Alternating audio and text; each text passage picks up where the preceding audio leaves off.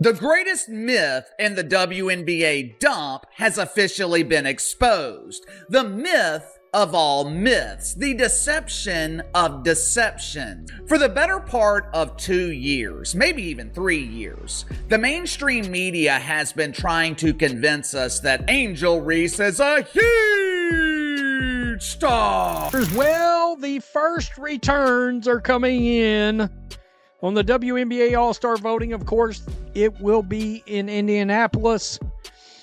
And as you can imagine, Caitlin Clark is leading the All-Star vote.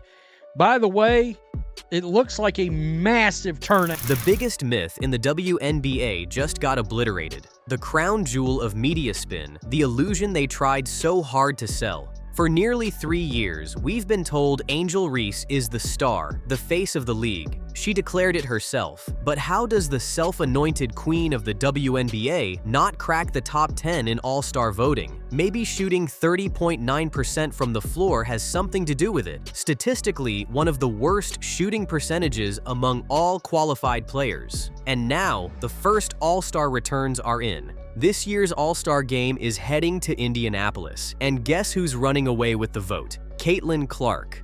Again, the fan turnout is massive, and Clark is miles ahead with over 515,000 votes, while Reese might as well have missed the voting deadline. If you're backing Clark and the Fever, keep voting. And in the comments, let us know, Baby Goat greater than Baby Giraffe. Clark's now led fan voting 2 years in a row. She started second in 2024 but surged to the top with over 700,000 votes by the end.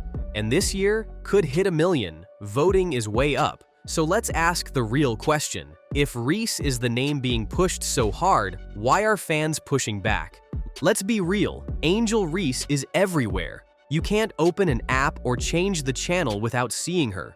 But while she's the most televised 30% shooter in WNBA history, Caitlin Clark has 3 times the votes. And guess what? Players like Sophie Cunningham are now getting more buzz too. There's talk of $1 million in jersey sales, with 12,000 sold in 1 day.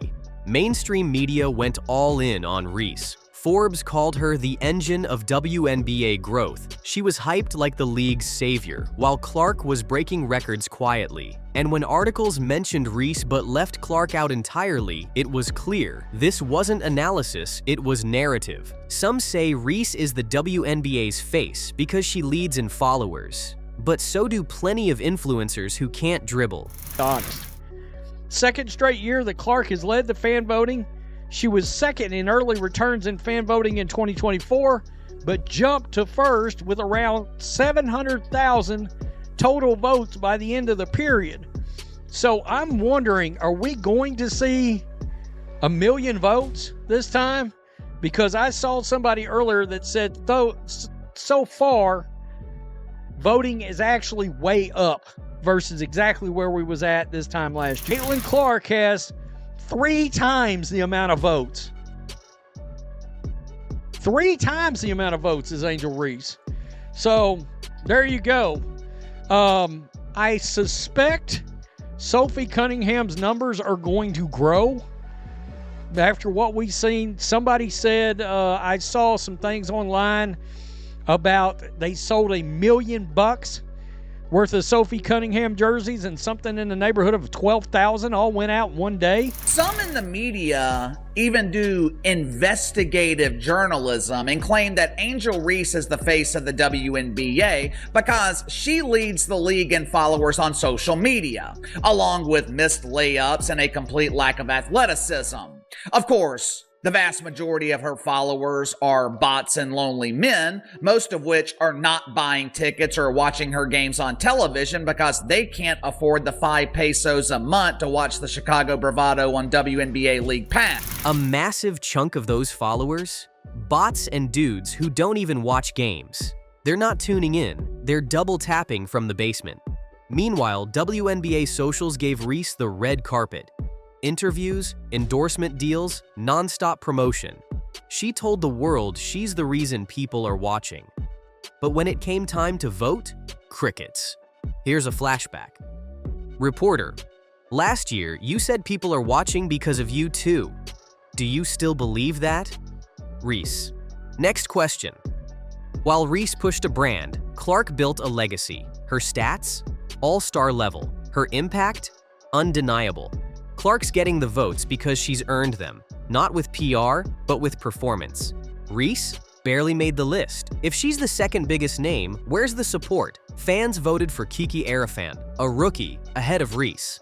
That's not just surprising, that's a loud message. For every flashy Reese headline, Clark dropped another box score that couldn't be ignored. Here's the truth. Popularity isn't enough. Impact matters. Reese has made headlines. Clark has made history, and fans noticed. Forbes may credit Reese with elevating the WNBA, but fans just want to see buckets. You can flood the media with hype, but fans aren't buying it unless the product delivers. Clark got the votes. Reese got exposed. And it's not hate, it's a stat check. This goes beyond basketball. This is about credibility. Fans don't want a media-manufactured superstar. They want someone who shows up when it counts. And Reese, 13th place. That says it all. Let's talk numbers. 30.9% from the field. She's a post player. That's unacceptable. If you're not blocking shots, not hitting layups, not scoring efficiently, what are you doing? Her rebounding? Solid. But half of it comes off her own bricks. Fans are calling them me-bounds. She plays hard, sure, but in 2025, hustle alone doesn't cut it.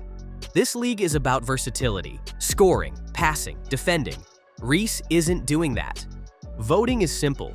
Pick who deserves it, pick who performs, pick who you actually support. Reese's fan base didn't show up. Maybe that says something.